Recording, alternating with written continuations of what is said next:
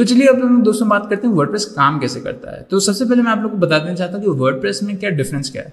तो वर्डप्रेस एक सॉफ्टवेयर है जो एक कम्युनिटी ने बनाया था। तो इसकी हिस्ट्री में आपको थोड़ा बताता हूँ। तो वर्डप्रेस कैसे बना, लोगों ने उसका इस्तेमाल कैसे यूज़ करना शुरू किया। तो चलिए हम लोग रिवाइंड करते हैं टाइम को और थोड़ा पहले जाते हैं। Let's go back 20 years. अब 20 साल पहले की बात जो है वो 2001 की बात हो गई है। कैसे टाइम बीत जाता है। तो 2000s के अराउंड, अर्ली 2000s और लेट 90s में हम लोगों ने इंटरनेट बूम देखा था कि बहुत सारे लोग इंटरनेट का इस्तेमाल करना शुरू कर दिया उन लोगों ने। जैसे कि आप लोगों को पता ही होगा, इंटरनेट कैफ़ेज़ हो गए, लोगों ने AOL लगाया अपने घरों में लैंडलाइन के साथ, वो सब ऐसे बहुत सारी चीज़ें की। पर इंटरनेट का यूज़ करना बहुत ज़्यादा हो गया। तो उससे क्या हुआ कि बहुत सारे लोगों ने ब्लॉग्स अपने लिखने शुरू कर दिए जिसमें वो अपने बारे में बताते हैं या फिर कोई स्पेसिफिक चीज़ के बारे में बताते हैं। बेसिकली कम्युनिटी बनना शुरू हो गई। तो कम्युनिटी को रेगुलेट करने के लिए उस टाइम पे ज़्यादा कोई लोग रहते नहीं थे। तो लोग खुद के ही वेबसाइट्स बनाते थे, खुद के ही ब्लॉग्स बनाते थे। तो एक फ्री टूल था जो लोगों को हेल्प करता था ब्लॉग्स बनाने के लिए। अब उसका नाम था बेसिकली B2 कैफे लॉग। तो ये था उसका नाम बेसिकली। अब ये काफ़ी वियर्ड से नाम है, मैं जानता हूँ, और आप लोगों ने इसके बारे में ज़्यादातर सुना ही नहीं होगा और इसके बारे में जानने की इतनी ज़्यादा ज़रूरत भी नहीं है। तो ये जो particular content management system tool था वो काफ़ी हेल्पफुल था खूब सारे लोगों को ब्लॉग बनाने के लिए। अब इसके ऊपर किसी ने इम्प्रूवमेंट किया और एक बेटर वर्जन क्रिएट किया इसका। उसको हम लोग अब वर्डप्रेस की तरह जानते हैं। ये हुआ था 2003 में। तो उस टूल का नाम था B2 कैफे लॉग। और ये जो टूल था ये भी एक open source blog creation tool था, मतलब कि कंटेंट मैनेजमेंट सिस्टम टूल था जो हमें अलाउ करता था ब्लॉग्स को क्रिएट करने के लिए। और ये काफ़ी पॉपुलर था उन दिनों में। पर हम लोगों ने देखा कि उसमें और इम्प्रूवमेंट्स हो सकते थे। मतलब बेसिकली कम्युनिटी में तो खूब सारे लोग थे, उनमें से 2 लोग थे, उन लोगों ने मिलके इसका एक बेटर वर्जन बनाया और अब हम लोग उसको जानते हैं वर्डप्रेस की तरह से। तो ये 2 लोग कौन थे? ये बेसिकली थे Mike Little and Matt Mullenweg. तो ये 2 लोग थे, इन लोगों ने मिलके वर्डप्रेस बनाया था और उन लोगों ने कहा था कि वर्डप्रेस को फ्री ही रखेंगे और ये 2003 में शुरू हुआ था। तो वर्डप्रेस के 2 वर्जन हमारे पास क्यों हैं? हम लोग देख सकते हैं कि एक फ्री वर्जन है और एक दूसरा वर्जन है। तो ये बेसिकली कम्युनिटी बेस्ड सॉफ्टवेयर है। मतलब खूब सारे लोग कंट्रीब्यूट करते रहते हैं इसको और बेटर इंप्रूव करने के लिए। जैसे कि रिसेंटली इसमें एक बहुत बढ़िया इंप्रूवमेंट आया था। तो वैसे ही आप देख सकते हैं कि कम्युनिटी का सॉफ्टवेयर है, पर इसकी पेड सॉफ्टवेयर भी आप लोगों ने देखा भी होगा जब आप wordpress.com पे गए होंगे कि वहां पे आपको पे करना पड़ रहा है। तो ये किस लिए? तो ये इसलिए क्योंकि मैट मुलिगन जो था, वो जो फाउंडर था वर्डप्रेस का, उसने खुद से एक नई कंपनी शुरू की और उसने wordpress.com बेसिकली बनाया। अब wordpress.com क्या ऑफर करता है और वो wordpress.org से क्यों डिफरेंट है? तो मैं आप लोगों को एक डिफरेंशिएशन बता देता हूँ कि wordpress.org बेसिकली आपकी वो जगह है जहां पे आपको वर्डप्रेस फ्री के लिए मिल सकता है और wordpress.com आपके पेड के लिए। तो आप पेड के लिए क्यों जाएंगे? बेसिकली बात होती है कि जब भी आप वर्डप्रेस को यूज करना चाह रहे हैं कोई भी वेबसाइट क्रिएशन के लिए, तब आपको सिर्फ वर्डप्रेस की ही नहीं जरूरत होती, आपके दूसरी चीजों के लिए जरूरत होती है। अब वर्डप्रेस एक चीज कैंसिल कर देता है आपके वेबसाइट डेवलपमेंट में, वो है कि कोड लिखना, पर आपको दूसरी चीजें भी करनी होती है। मतलब आपको डोमेन नेम चाहिए होता है। मतलब कि जब आप कोई भी वेबसाइट पे जाते हैं, जैसे google.com पे गए, yahoo.com पे गए, तो आप yahoo.com लिखते हैं ना या फिर google.com लिखते हैं ना, तो उनके डोमेन नेम्स होते हैं। और अगर आपको अपनी खुद की वेबसाइट बनानी है, तो मान लीजिए आपको स्मॉल बिजनेस है और आप बनाते हैं, आप चाहते हैं एक डोमेन नेम हो आपका smallbusiness.com या .org, तो उसके लिए आपको वो डोमेन नेम खरीदना पड़ेगा और या फिर रेंट करना पड़ेगा, तो कोई भी ऑप्शन। या और आपको एक और चीज करनी होती है, वो है कि आपको वेब होस्टिंग के लिए पे करना होता है।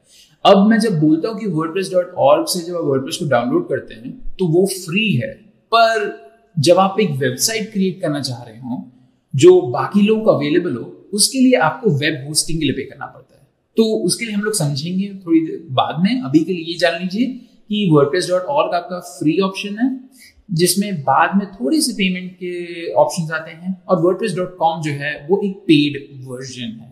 तो ये डिफरेंशिएशन मैं आप लोगों को क्लियरली बता देना चाहता हूँ और मैं आपको बताऊंगा दोनों में डिफरेंस भी क्या है।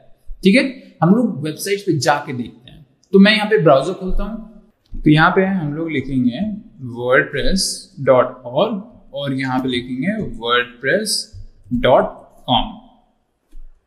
तो आप लोग यहाँ पे देख सकते हैं हम लोग हमारे लिए wordpress.org अब लोड हो गया है। अब wordpress.org में सबसे पहले क्या लिखा है, Meet WordPress. WordPress is an open source software you can use to create a beautiful website, blog और app. इसका मतलब WordPress completely free है, हम लोग उसको यूज कर सकते हैं वेबसाइट, ब्लॉग या ऐप क्रिएशन के लिए।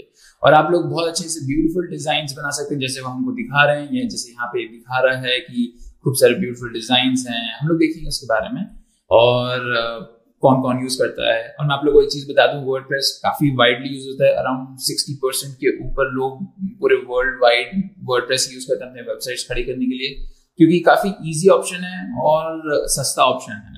और आप लोग देख सकते हैं वो बेनिफिट्स आके कस्टमाइजेबल डिजाइन, एसईओ फ्रेंडली है, रिस्पॉन्सिव वेबसाइट बना सकता है, मतलब कि आप सेम वेबसाइट आके फोन पे भी अच्छे से दिखेगी और लैपटॉप पे भी अच्छे से दिखेगी, परफॉर्मेंस आपको अच्छी है। और आप अपने खुद के एड्स भी डाल सकते हैं, high security, easy accessibility, management काफी अच्छा है। तो आप लोग देख सकते हैं कि ये बहुत ही बढ़िया टूल है जो कम्युनिटी सपोर्ट करती है। आपको कहीं भी कम्युनिटी मिल जाएगी इस चीज की। तो आप लोग वर्डप्रेस को बस गेट वर्डप्रेस पे क्लिक करके उसको डाउनलोड कर सकते हैं। मैं आप लोग को वो दिखाऊंगा कैसे करते हैं। और अब हम लोग आते हैं wordpress.com पे।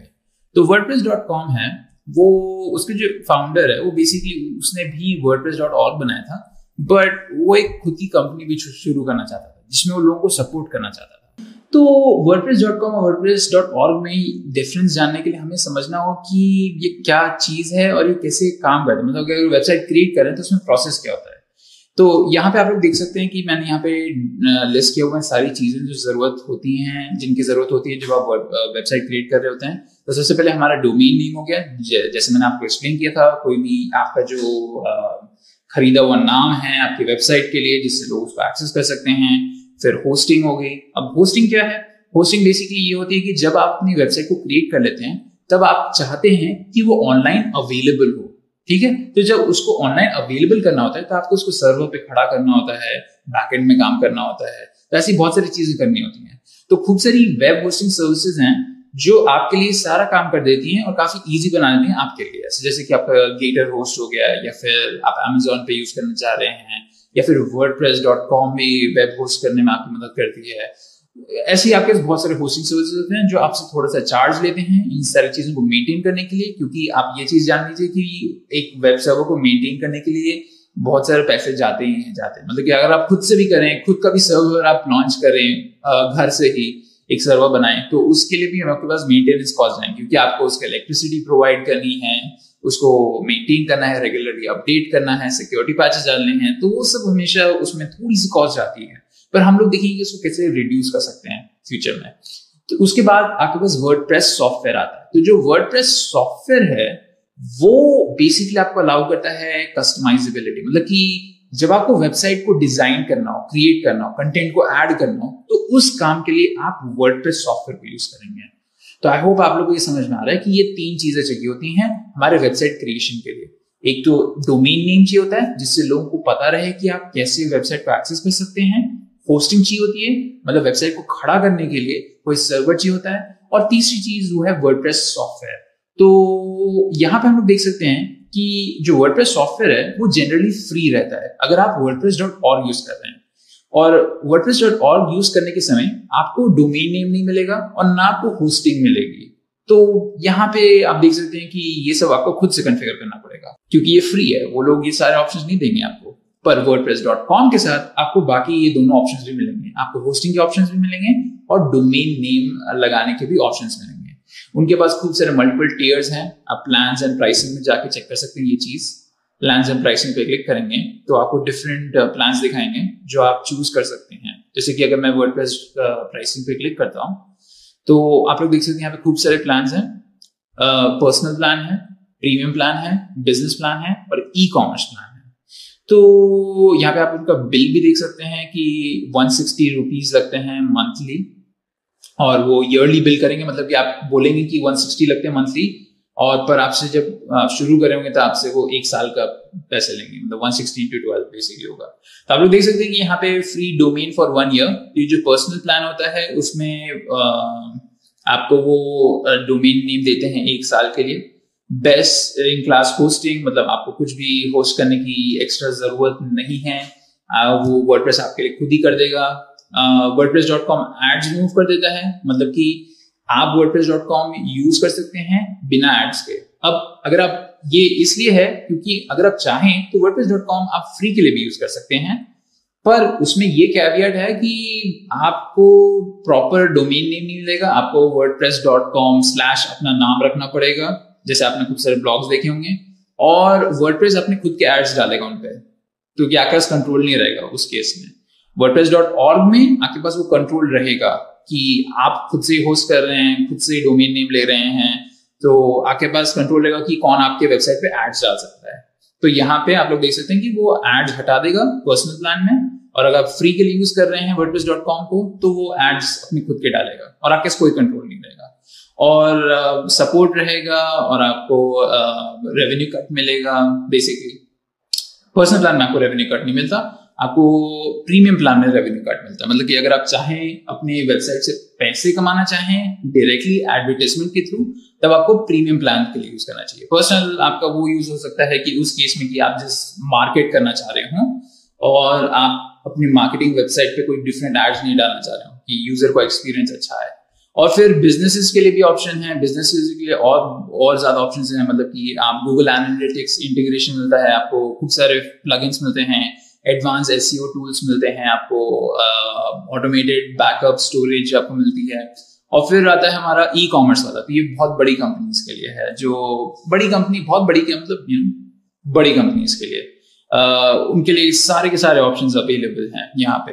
तो ये डिपेंड कर सकता है। यहाँ पे आप लोग देख सकते हैं कि 4 प्लान्स हैं। एक 5th प्लान है, वो फ्री प्लान है जो मैं आप लोग को बता रहा था, और ये आपके रिक्वायरमेंट्स के ऊपर बेस्ड रहता है कि आप कैसे कन्वीनियंस चाहते हैं। अगर आप इतनी कन्वीनियंस चाहते हैं कि आपको कुछ भी हैंडल ना करना पड़े, तो आप बिजनेस प्लान के लिए जा सकते हैं, और आप रेवेन्यू भी अर्न कर सकते हैं, आपको गूगल एनालिटिक्स से भी इंफॉर्मेशन मिलती रहेगी। या अगर आप चाहें कि आपके पास सारा का सारा कंट्रोल रहे, तो आप wordpress.org को यूज करेंगे। wordpress.org में सारा का सारा कंट्रोल आपके पास है, except web hosting. Web hosting अगर आप खुद से नहीं कर रहे हैं तो उसमें कोई आपकी मदद करेगा, पर उस केस में भी आप खुद के एड्स डालेंगे, कंप्लीट रेवेन्यू आप ही को जाएगा। ठीक है, तो मैं आप लोगों को दिखाता हूं कि गेटर होस्ट एक वेब होस्टिंग सर्विस है, होस्टगेटर। तो बेसिकली क्या होगा कि आप अपने लिए एक डोमेन नेम खरीदेंगे 1 साल के लिए या 2 साल के लिए, और फिर आप वेब होस्टिंग करेंगे। तो आप सिर्फ कुछ चीजों के लिए पे कर रहे हैं, आप डोमेन नेम के लिए पे कर रहे हैं, आप सिर्फ वेब होस्टिंग के लिए पे कर रहे हैं। आपको अपना रेवेन्यू किसी के साथ शेयर करने की कोई जरूरत नहीं है। ये है अगर आप फ्री वाला वर्जन यूज कर रहे हैं, वो है wordpress.org। अगर आप पेड वर्जन यूज कर रहे हैं wordpress.com, तो उसमें आपको प्लान्स देखने पड़ेंगे। ठीक है, तो आई होप ये डिफरेंस क्लियर है। अब मैं आपको ये क्लैरिफाई कर देता हूं कि wordpress.org जो है उसमें आपके पास कंप्लीट कंट्रोल रहेगा जो भी चीज आप कर रहे हो, और wordpress.com के पास अगर आप यूज कर रहे हैं तो उसमें आपको बहुत सारी चीजें देखनी पड़ेंगी कि आप क्या कंट्रोल कर सकते हैं, क्या नहीं कंट्रोल कर सकते हैं। और wordpress.com के पास ये अथॉरिटी है कि वो आपकी वेबसाइट को कंप्लीटली हटा दे अगर आप उनके टर्म्स नहीं फॉलो कर रहे हैं। अगर उनको लगता है कि आपने कोई वायलेशन किया है तो वो इमीडिएटली आपकी वेबसाइट को हटा सकते हैं, तो उसमें इतना कंट्रोल नहीं है। पर wordpress.com में कन्वीनियंस है, आप थोड़ा सा पैसे पे कर रहे हैं पर आपको बहुत सारी चीजें मिल रही हैं एज ए सर्विस, तो वो आपके लिए बहुत कन्वीनियंट हो सकता है। तो इसमें कॉन्फ़िगरेशन जो करने होते हैं बहुत कम करने होते हैं, पर ये वो एक प्राइस के साथ आता है और वो टर्म्स एंड कंडीशंस के साथ आता है। जबकि wordpress.org के साथ ऐसा कोई चीज नहीं है, आपके पास पूरा कंट्रोल है और आप बस सिर्फ कुछ ही चीजों के लिए पे कर रहे हैं, पर आपको बहुत सारा मैनुअल एफर्ट लगाना पड़ता है। कॉन्फ़िगर करो ये उधर से, अपडेट करो ये उधर, तो वो बहुत सारी चीजें करनी होती हैं। ठीक है, तो आई होप कि ये क्लैरिफाइड हो गया आपकी कि wordpress.com क्या है और wordpress.org